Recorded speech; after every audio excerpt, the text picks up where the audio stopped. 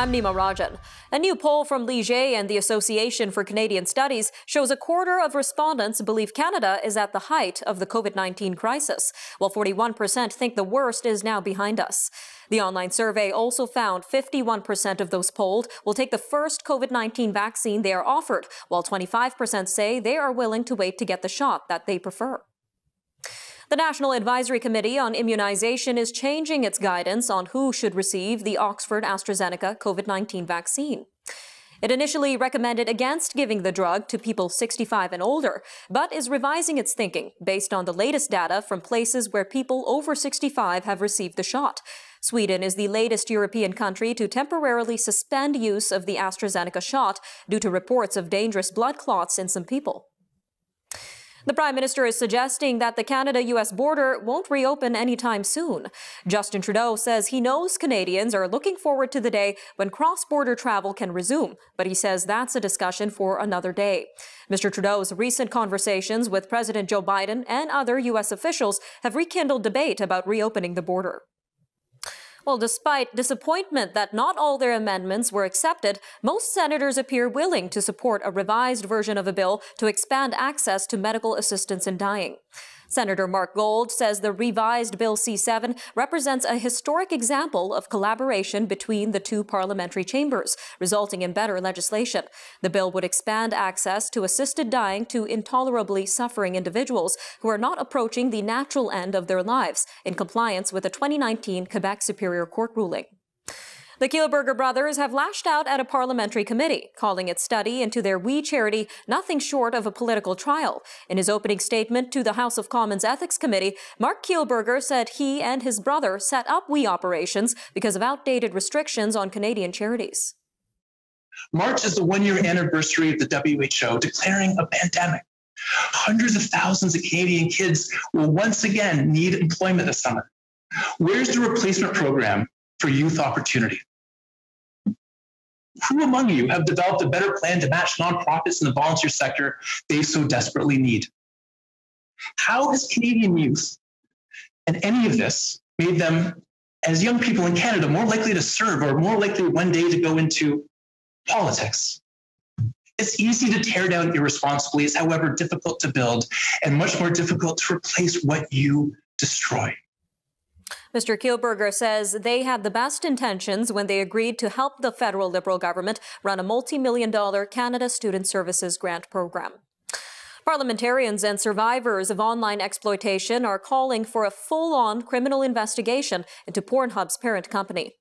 More than 70 members from all parties spell out the demand in a letter to the RCMP Commissioner, Brenda Lucki. Advocates have said that the porn giant hosts material featuring child pornography and sexual assault, and videos that were shot or posted without consent from the subjects. Montreal-based company MindGeek has denied all accusations of wrongdoing. Ottawa and Quebec have announced a $100 million investment in an electric vehicle battery plant in the Montreal area. The Prime Minister says it's a priority for his government to support the manufacturing sector.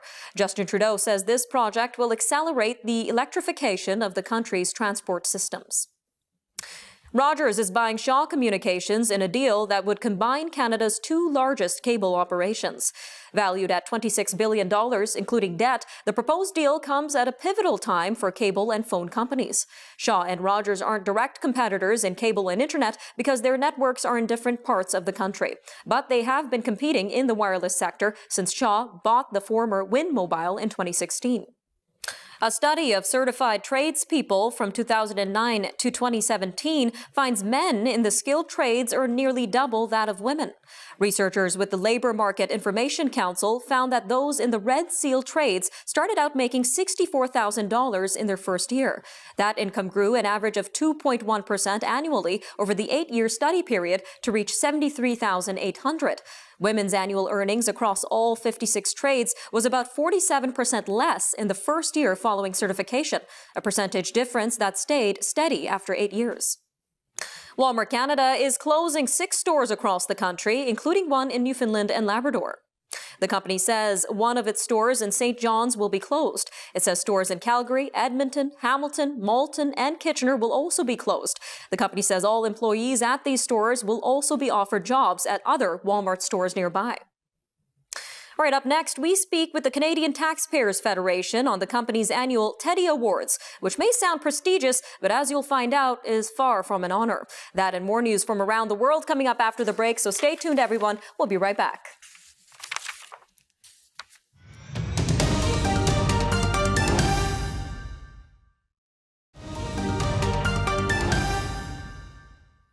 It's award season, but the following award may not be one to celebrate. The Canadian Taxpayers Federation has announced the winners of their 23rd Teddy Awards for government waste, and all the names on the list will likely sound familiar. The Teddy Award is a pig-shaped award named after Ted Weatherhill, a former federal appointee who was fired in 1999 for his extensive expense claims. The award itself is given annually to government officials who are considered as the worst waste offenders, according to CTF. The recipients of this year's awards include former Governor-General Julie Payette, the Government of Quebec, the City of Toronto, and the Phoenix Pay System. However, other nominees include Federal Health Minister Patty Hajdu, Prime Minister Justin Trudeau, British Columbia's TransLink, Calgary City Councillor Joe Maglioka, Vancouver City Council, and the Montreal Borough of Rosemont-La Petite Patrie. Well, to talk more on the 23rd Annual Teddy Awards, we are joined by Mr. Aaron Wudrick, Federal Director of the Canadian Taxpayers Federation. Always great having you on the show, sir. Always a pleasure to be here. Now, we've got some really big names that made it onto the Teddy Awards list this year. Can you tell our viewers how this award is organized and how candidates are selected? Yeah, there's no shortage of options. Every year we put together a list. We just collect over the years some of the most outrageous cases of waste. We also put out an appeal to all our supporters to send us in their nominees, and we sift through that list and come up with a list of 5 for each category and try and pick the most outrageous one as the winner. Now, I was reading through these award winners' profiles, and it looks like hundreds of thousands of dollars of taxpayer money was lost. Do you know how much in total was wasted over the past year alone? Oh, it would definitely be in the tens of millions. It really depends where you stop counting. A lot of this waste takes place over a lot longer time span than a year, but we are talking about a lot of money. And this is only a drop in the bucket. It's only a small fraction of all the waste that's out there. And it's frankly just the waste that we know about. Now, let's get into the award winners now, sir. We have former Governor-General Julie Payette as the federal Teddy winner. We were following up on CTF's petition regarding the benefits that she qualifies for. So can you give us a little bit more detail on why she won this award and also give us a quick update on the petition as well, sir? Sure. Well, most people will be familiar with the reason she had resigned. Of course, there were those allegations of workplace harassment. But aside from that, she was no friend to taxpayers. I mean, she spent far more than her budget for her swearing-in ceremony, $650,000. She spent $500,000 on renovations on her residence and did not even move in. And then, of course, there are all the perks that come now that she has resigned. She gets her pension. She gets that expense account that we had the petition for, $200,000 per year she's eligible to claim every year for the rest of her life. And so that is the reason she won this award, because the waste does not even stop with her leaving. As for the petition, we've heard nothing yet from this government, but if they are wise, they're going to do something about this quickly, because there's no reason whatsoever, no upside for them to defend this outrageous policy. And now jumping to the provincial Teddy winner, it went to the entire government of Quebec. Why is that, sir? Yeah, it's actually one particular agency that got it for the government of Quebec, the Traversier de Québec, the ferry department. They bought a ship, a very expensive ship, which they had to put in for repairs. So they bought a second ship. They crashed that ship into a dock twice within the first month and had to write that off. So they purchased a third ship, and they've also crashed that one into the dock twice. So I'm not sure what it is in Quebec about crashing ferries into docks, but that earns them the Teddy for this year. And for the City of Toronto, one of Canada's biggest cities, they won the municipal Teddy. I know that installing bike lanes were a controversial issue there, but how much taxpayer money was wasted in this process, sir? Yeah, I mean, bike lanes seem relatively non-controversial, but the interesting thing here was they installed these bike lanes, $160,000 to install them, and then they ripped them out 4 months later at a cost of $80,000. So they spent about $250,000, about the equivalent of the tax bill of 80 Toronto households, to build bike lanes and rip them out. So there's absolutely nothing to show for it. All right, sir, a little over a minute left, but I really want to get into how Canadians, how can they get more say into where and what programs taxpayer money goes into? Well, I mean, first and foremost, speaking out and exercising your right to vote. I mean, choose parties that promise accountability and promise to keep spending under control and to spend on priorities. We pay taxes for a reason. We want to see that money used on the highest priorities, not like the sorts of things that we see on this list. And just about 45 seconds left, Mr. Wudrick. What else needs to be done to ensure more taxpayer money isn't wasted as we try to climb out of this pandemic? Yeah, I think part of it is accountability from Canadians. So let your voice be heard. Politicians respond when they hear a lot. We've seen it with things like petitions, for example. But beyond that, there are measures in place that the government could improve. Things like access to information laws, more transparency. We've called for things like posting of receipts, proactive disclosure. We find that when politicians and bureaucrats know that someone is watching them, they are more likely to behave better. So the more transparency we get up front, the better the chance that we're not going to see money wasted.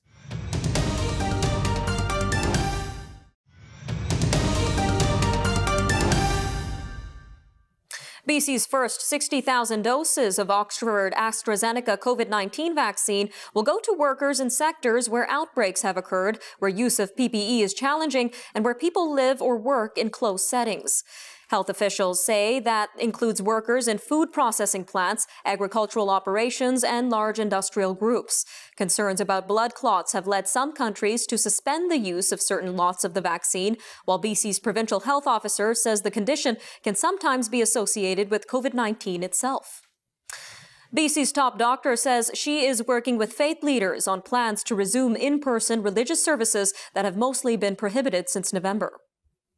Over the past weeks, we've been working on how we can safely reopen in-person faith services, as I know how challenging it has been for many people not to be able to congregate with those who are in their faith community. Based on the advice, we will be providing a class variance to allow outdoor religious services in small numbers in the coming days. Dr. Henry adds that more details are on the way next week about the gradual resumption of indoor services for all faith groups. Well, meanwhile, Alberta Premier Jason Kenney says he intends to make sure commitments by Rogers Communications are fulfilled following news that the communications giant intends to buy Calgary-based Shaw. Pledges by Rogers include investing $6.5 billion in Western Canada to build 5G networks, as well as retaining a Western Canada headquarters in Calgary. Mr. Kenney says Alberta will closely monitor Rogers' regulatory filings and will likely make submissions to the regulatory agencies. Police in Alberta say two students involved in a fatal attack at a school south of Edmonton knew each other but are not saying if the victim was targeted. A 17-year-old girl died of her injuries following the incident at Christ the King School in Leduc, which the city's mayor says was a stabbing. A 19-year-old male student from the same school is in police custody. The opposition New Democrats in Manitoba says proposed large fines intended to crack down on protesters who interfere with critical infrastructure could be devastating for people who are standing up for their rights. Justice critic Natalie Fontaine accuses the Tory government of proposing the legislation to silence anyone who doesn't agree with them. Justice Minister Cameron Friesen says the government is looking for a balance between the rights of people to protest and the need to maintain infrastructure. The Manitoba government is eliminating elected school boards and setting up a new province-wide decision-making body. Education Minister Cliff Cullen says the changes will cut $40 million in administration costs that can be redirected to the classroom. The government's plan will see community councils set up at each school to involve parents. The opposition New Democrats say that the changes mean the school system will be controlled by the PC government. Nearly 100,000 Ontarians age 80 and up have booked their COVID-19 vaccine appointments. There were some first-day technical issues with the online portal and long wait times to get through to the call center. So far this morning, 45,000 people were able to figure it out. And I found out yesterday someone was trying to go in there in the trial and they weren't entering it right, but it was pretty user-friendly. And we can, if that doesn't work online, then call the 188 number. And see how that works. It's 888-999-6648. The province says 1.2 million doses have been given out in Ontario so far. Well, meanwhile, Ontario's Labour Ministry is investigating an Amazon site ordered to shut down over a COVID-19 outbreak. The outbreak at an Amazon warehouse in Brampton, Ontario, prompted public health authorities to order all employees to isolate for 2 weeks. The region's top doctor says the outbreak that began in October has been linked to more than 600 cases, with nearly half of them detected in the last few weeks. Amazon plans to appeal the decision to close the facility. To Quebec, nurses who allegedly mocked an Indigenous woman at a public clinic northeast of Montreal have been suspended without pay. The incident is alleged to have taken place on Friday in Joliette, Quebec. That's the same city where another Indigenous woman, Joyce Echaquan, died in hospital last September after she filmed staff making derogatory comments about her. The nurses allegedly told an Indigenous patient that they would call her Joyce in reference to the 37-year-old woman who died. The value and volume of housing sales are continuing to rise at a notable pace in Atlantic Canada, despite the COVID-19 pandemic. Figures released by the Canadian Real Estate Association for February say the Greater Moncton area's average residential sale price was a 28% increase from the same time period a year before. In Newfoundland and Labrador, the average price is $255,000, up almost 7% from a year ago. All right, stay tuned for more news from around the world as 2 men are charged for assaulting a U.S. Capitol Hill police officer. The British government is boosting security funding to protect women and girls, and tensions remain high in Myanmar as protests continue. Those stories and more news from around the world coming up after the break, everyone. So stay tuned. We'll be right back.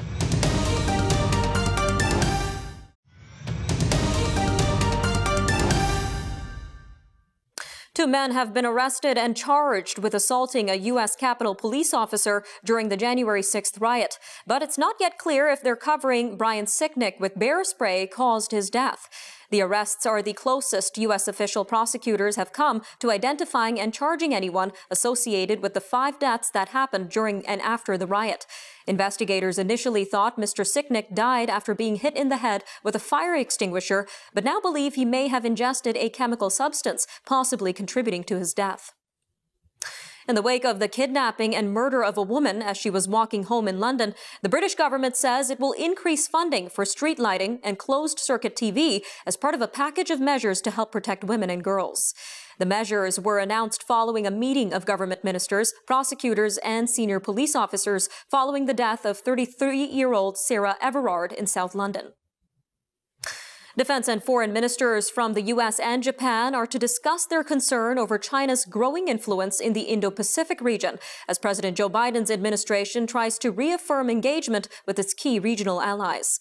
Defense Secretary Lloyd Austin and Secretary of State Anthony Blinken are to hold 2+2 security talks with Japan's Foreign Minister Motegi and Defense Minister Kishi. They are also expected to discuss the coronavirus pandemic and climate change, as well as the nuclear threat posed by North Korea. Demonstrators in several areas of Myanmar protesting last month's seizure of power by the military held small, peaceful marches before dawn, avoiding confrontations with security forces who have shot and killed protesters in the past few days. Tensions remained high on Tuesday in Myanmar's biggest city, Yangon, where casualties have been the highest. The United Nations said Monday that at least 138 protesters have been killed in Myanmar since the February 1st military coup. Russian opposition leader Alexei Navalny has described extremely tight controls in his prison colony near Moscow, comparing it to George Orwell's 1984. The 44-year-old says on Instagram that there hasn't been any violence, but describes overwhelming controls, including hourly checks at night. Mr. Navalny is Russian President Vladimir Putin's most vocal opponent. He was arrested in January upon returning from Germany, where he spent 5 months recovering from a nerve agent poisoning that he blames on the Kremlin. Sri Lanka's government says it will take time to consider a proposed ban on the wearing of burqas, which a top security official called a sign of religious extremism. Sri Lanka's Minister of Public Security said he was seeking cabinet approval to ban burqas for national security reasons. But the government spokesman said after the cabinet meeting that such a serious decision required time to consult and build consensus. Earlier, a Pakistani diplomat and a UN expert expressed concern about the effect on Muslims and religious freedoms. Facebook is adding informational labels to posts about vaccines as it expands efforts to counter COVID-19 related misinformation. CEO Mark Zuckerberg says the labels will contain credible information about the vaccines from the World Health Organization.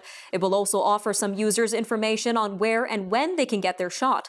Facebook and Instagram have been criticized for allowing anti-vaccination propaganda to spread. A news company that does a lot of business in the United States, News Corp, has reached a new pay deal with Facebook to share news in Australia. The new deal is for multiple years and covers its major Australian mastheads, as well as the regional publications. The pay deal follows a similar agreement struck with Google last month. The deals have come to fruition 3 weeks after the Australian government passed laws that would make digital giants help cover the cost of journalism. As a growing number of people explore sobriety, alcohol-free bars are becoming a trend around the world. Experts cite abstinence challenges like dry January and increased interest in health and wellness as a factor. Alcohol still far outsells low and no alcohol drinks, but one expert notes that the global consumption of low and no alcohol beer, wine, and spirits is growing 2 to 3 times faster than the overall consumption of alcohol. A survivor of the Humboldt Broncos bus crash is telling his story in a new book. Crossroads by Caleb Dahlgren is out today, nearly 3 years after he was left with a traumatic brain injury, neck and nerve damage, a fractured back, and multiple other injuries after the junior hockey team bus was struck by a semi-trailer in rural Saskatchewan on April 6, 2018. Mr. Dahlgren woke up 4 days later and says while he still can't remember anything from the crash, he tried to be open and honest in the book about who he is as a person. All right, I'm Nima Rajan, and that'll do it for your look at national and international news for today. Remember, for news on demand, you can always visit our website, thenewsforum.ca, and make sure to follow us on our social media handles on Facebook, Instagram, and Twitter. You can also watch all of our news and commentary programming on the News Forum YouTube channel. All right, that'll do it for today. Thank you for joining us on Forum Daily, and we'll see you next time.